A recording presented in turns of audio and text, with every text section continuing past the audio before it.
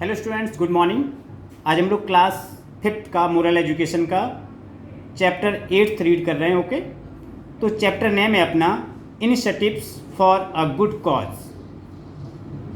Initiatives means होता है पहल करना। क्या होता है? किसी चीज़ की पहल करना। Initiatives for a good cause. तो let us read the chapter. Once upon a time, there was a very noble ruler named Vikrampal. Once upon a time means एक बार, there was a very noble ruler named Vikrampal. एक बहुत ही महान शासक थे जिनका नाम विक्रमपाल था।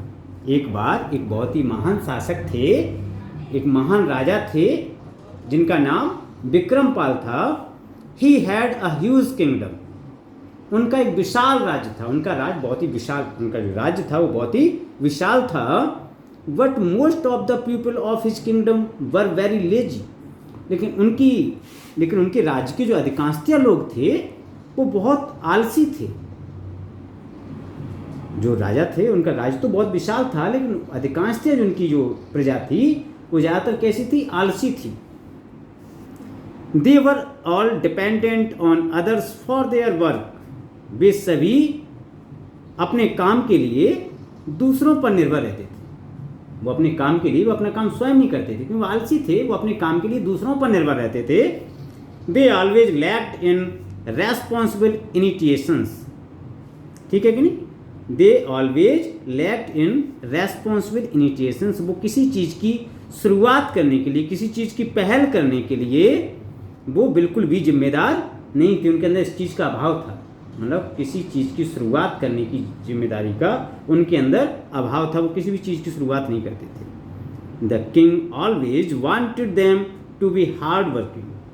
जो राजा था वो सदैव चाहता था कि ये लोग हार्ड वर्कर बने, कठिन परिश्रमी बने, ये कठिन परिश्रम करें। राजा हमेशा ये चाहता था कि ये लोग आलस को छोड़ करके ये कठिन परिश्रम करें। क्या मतलब हुआ इसका? कि एक बार बहुत ही महान शासक थे जिनका नाम था विक्रमपाल। उनका राज्य बहुत विशाल राज्य था उनका, लेकिन उनके राज्य में जो लोग थे वो कैसे थे? बहुत ही आलसी थे और वो अपने काम के लिए दूसरों पर निर्भर रहते थे। उनके अंदर किसी भी काम को शुरुआत करने की जो जिम्मेदारी का उनके अंदर अभाव था। और वे इसलिए जो राजा था वो सदैव क्या चाहता था कि ये लोग हार्ड वर्किंग करें, कठिन परिश्रम करें। राजा ऐसा चाहता था कि ये लोग कठिन परिश्रम करें। He decided to generate awareness among the people of his kingdom. He decided, उसने निश्चय किया to generate awareness, जागरूकता उत्पन्न करने का among the people means लोगों में, of his kingdom, अपने राज्य के। राजा ने अपने राज्य के लोगों में, अपने राज्य की प्रजा में जागरूकता को उत्पन्न करने का निश्चय किया कि हम इनके अंदर इन्हें जागरूक करने का, कि इन्हें जागरूक करें, इसका उसने निश्चय किया। The king made a plan and to execute it. तभी राजा ने एक योजना बनाई और उसका पालन करवाया। He ordered his servant to keep a very heavy stone exactly in the center of the main road. उसने क्या किया? उसने अपने नौकर को ऑर्डर दिया, आदेश दिया कि एक बड़ा सा पत्थर ला करके और रोड के बीचों बीच, रोड के बिल्कुल मध्य में रख दे। उसने क्या कहा अपने नौकर से? कोई एक बड़ा सा पत्थर ले, वो बड़ा सा पत्थर और सड़क के बीचों बीच में उसको रख दे। He servant to keep a heavy stone exactly in the center of the main road, and he himself hid behind a tree to see if anyone takes the initiative to keep it aside. तभी उसने क्या किया? और वह खुद अपने आप को उसने एक पेड़ के पीछे छिपा दिया और खुद एक पेड़ के पीछे छिप गया, यह देखने के लिए क्या इस पत्थर को कोई अलग करने की पहल करेगा। क्या इस पत्थर को कोई सड़क बीचों बीच में जो पत्थर रखा है, इस पत्थर को कोई अलग हटा करके, सड़क के बीच से हटा करके अलग हटाने की कोई पहल करेगा या नहीं। The first visitor who came there was a carpenter. उधर से गुजरने वाला जो पहला व्यक्ति था वो कौन था? एक कारपेंटर था।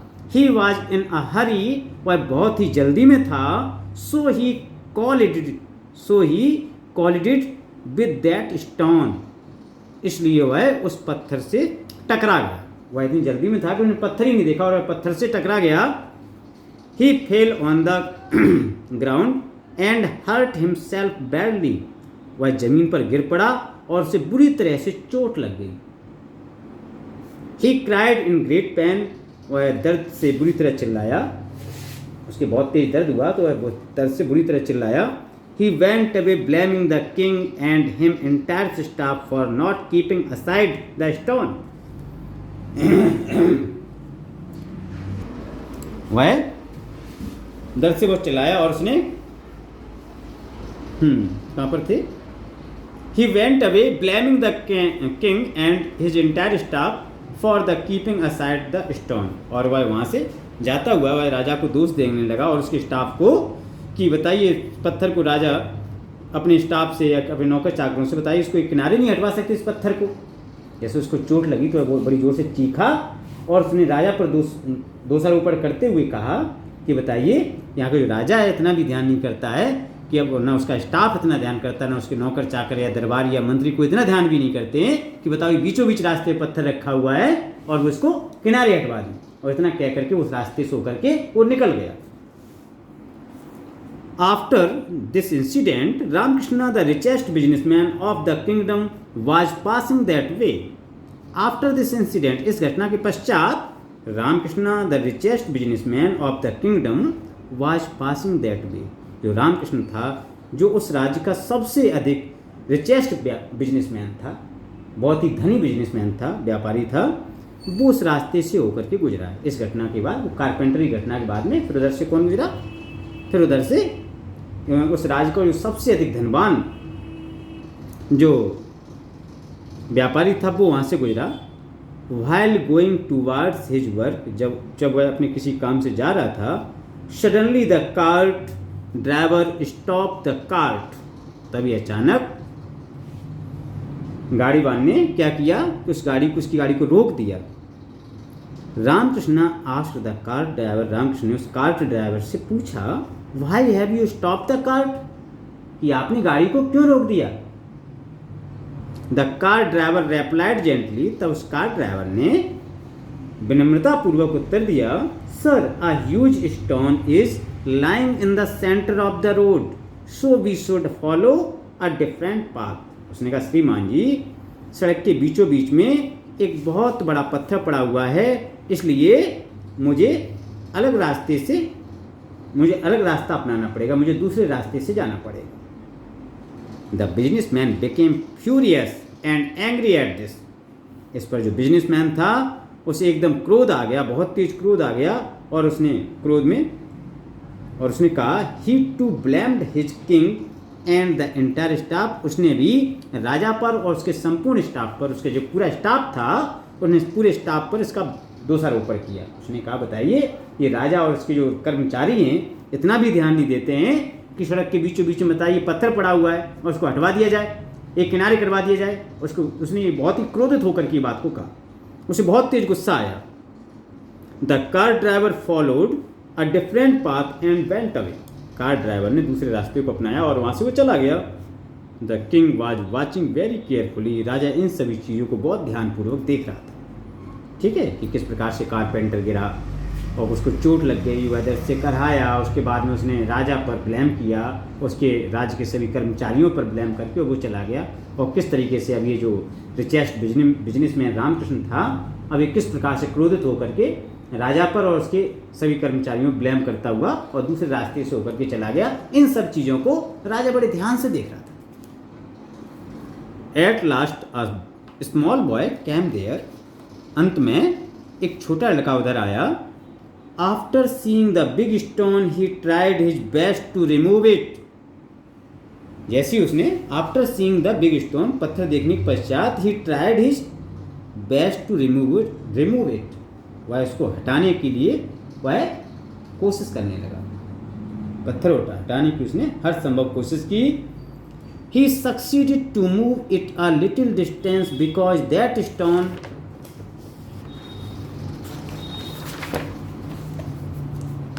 was very big and heavy।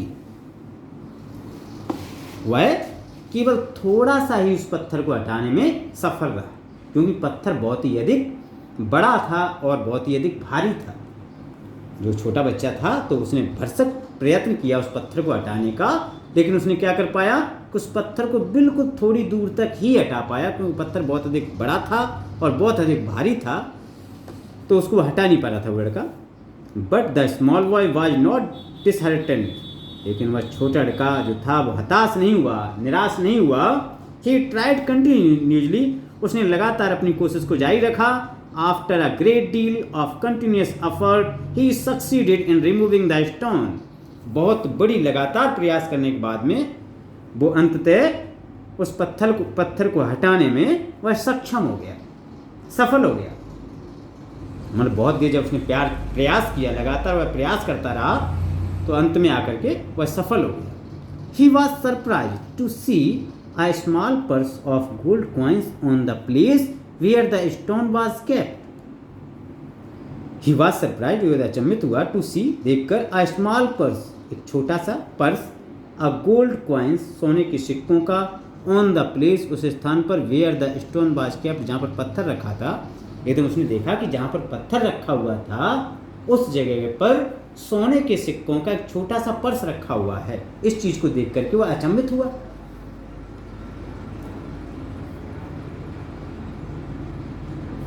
In the meantime, the king came out from his hiding place and said to him that this purse was a reward for his work because he had removed the big stone. तभी उसी समय राजा जो अपने छुपे हुए स्थान पर छुपा था वहाँ से निकल करके राजा बाहर आया और उसने उससे कहा कि यह पर्स आपका इनाम है, क्योंकि आपने, यह पर्स आपके इस कार्य का इनाम है, क्योंकि आपने इस बड़े पत्थर को हटाया है। आपने इस बड़े पत्थर को जो हटाया है, ये उसके बदले में आपका ये रिवार्ड है, आपका ये इनाम है। He then wholeheartedly praised the small boy for his wonderful initiative. राजा ने अपने बहुत ही हर्टली तरीके से, बहुत ही हृदय से उस बच्चे की प्रशंसा की और उसे उसके इस अद्भुत पहल के लिए राजा ने उसकी बहुत ही हृदय से उसकी प्रशंसा की। ऑन द फॉलोइंग डे, अगले दिन, the king called the boy to his royal court and honoured him at the public place for his brave deed. अगले दिन राजा ने उस बच्चे को अपने राज दरबार में बुलवाया और उसे पब्लिक प्लेस पर उसको उस महान, उसके उस वीर कार्य के लिए, उसके वीरतापूर्ण कार्य के लिए उसको सम्मानित किया। ठीक है ना।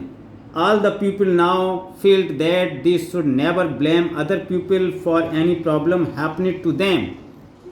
अब उन लोगों ने अपने आप में महसूस किया कि मुझे कभी भी अपनी परेशानी के लिए दूसरों पर ब्लेम, दूसरों पर दोषारोपण नहीं करना चाहिए। ठीक है, उन्होंने अपने अंदर क्या महसूस किया कि यदि मुझे कोई परेशानी होती है, मेरी खुद की कोई मेरी समस्या है, तो मुझे अपनी उस समस्या के लिए दूसरों पर ब्लेम नहीं करना चाहिए, दूसरों पर दोषारोपण नहीं करना चाहिए। They single mindedly assured the king that from that day onwards they would be hard working in the future. उन सब ने एक साथ मिलकर के राजा को आश्वस्त किया कि आज से हम लोग भविष्य में कठिन परिश्रम करेंगे। जो वहाँ पर दरबार में जो भी लोग उपस्थित थे, तो उन्होंने सबने राजा को आश्वस्त किया कि आज से ही हम सभी लोग कठिन परिश्रम करने का प्रयास करेंगे। Okay, thank you. ये तो इस प्रकार से आपका ये चैप्टर कंप्लीट हो गया। तो इस चैप्टर से मुझे क्या एजुकेशन मिलती है कि मुझे कभी भी अपने काम को, अपनी किसी समस्या के लिए दूसरों पर ब्लेम नहीं करना चाहिए। मुझे अपना काम स्वयं करना चाहिए और मेरे ऊपर कोई प्रॉब्लम क्रिएट होती है तो उससे मुझे स्वयं ही सॉल्व करना चाहिए। Okay, thank you.